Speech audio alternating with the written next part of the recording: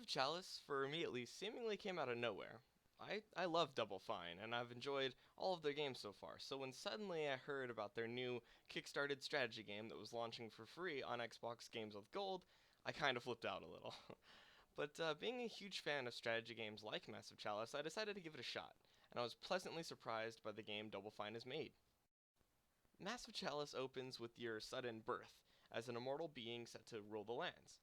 The titular Massive Chalice greets you and briefly tells you what the goal is before thrusting you into your first battle, but it isn't until afterwards that you get the true sense of what's going on.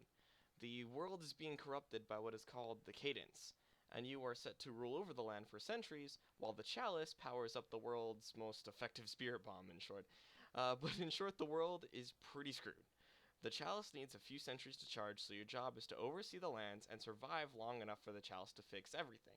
It's a very somber tone, but luckily, in proper Double Fine fashion, there's quite a bit of humor thrown in for good measure. The Chalice infused with two very talkative spirits who guide you every step of the way. And they're actually quite funny at times, with the female part of the Chalice being very, war heavy and almost overzealous at times, while the male voice is calmer, wiser, more collected, and emotional, at times even being mocked by the female voice. And of course, seeing as how you get to pick the bloodlines of your kingdom, they threw in some funny names, with Tim Schafer himself even throwing in himself in as a cameo type bloodline option. Massive Chalice doesn't have much dialogue. The only voices are the dual voices of the Chalice, guiding you through centuries of war. However, their individual performances are stellar. Real good work on their part.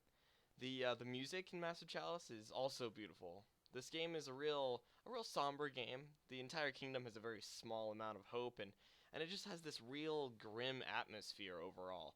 And the music definitely reflects that. I'll be honest though, I got the soundtrack and do listen to it quite often. But that's not all for sound. The battle sound is stellar as well. Arrows whizzing by, alchemist bombs exploding, caberjack's logs smashing into the face of a nearby cadence.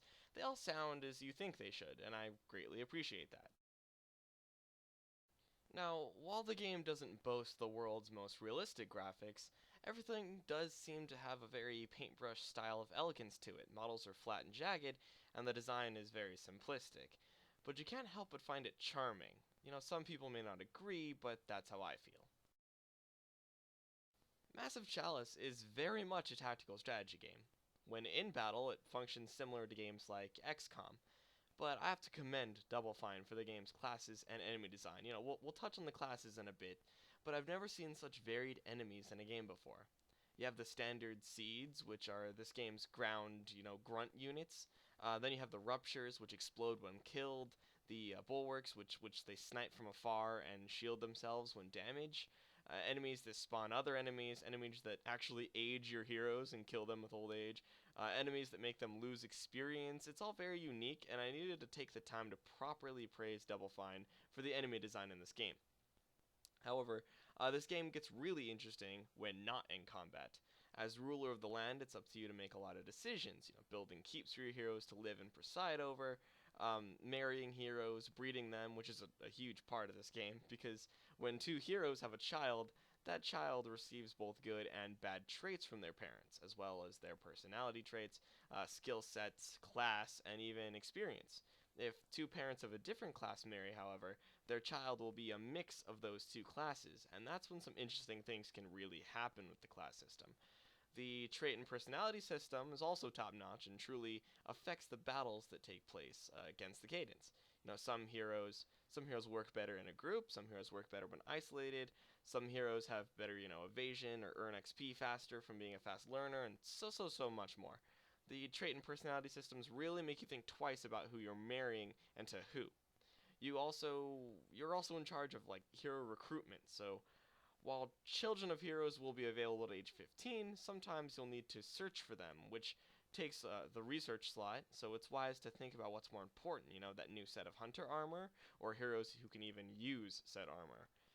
Research is a very important aspect of this game, seeing as you can only ever research one thing at a time, and technologies can take anywhere from 2 to 30 years to complete, so you gotta choose wisely.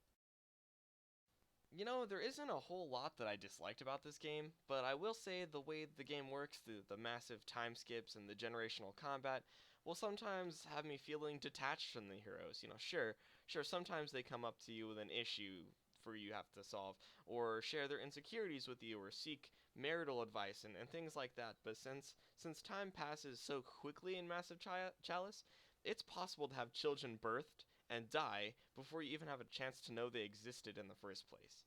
I also wish that the map was more fleshed out. You're only given a simplistic and vague overview of the world.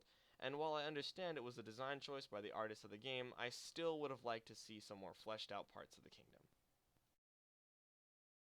Overall, Massive Chalice is a very fun and witty game, with an engaging story and interesting premise behind it. It takes a lot of systems from a lot of other games, but it works in practice. Massive Chalice was a game that held my interest for a very long time and is a game that I feel a lot of people will enjoy if they play it. While it doesn't take many risks, it's still a hell of a journey playing through this game. Massive Chalice gets an 8.2 out of 10, and I highly recommend any Xbox Gold subscriber download this while it's still free. And for you PC gamers out there, this game is still pretty cheap, but you can always wait for a sale. But if you enjoyed this video, like, comment, and subscribe if you haven't already, and I'll see you in the next one. Stay classy, guys.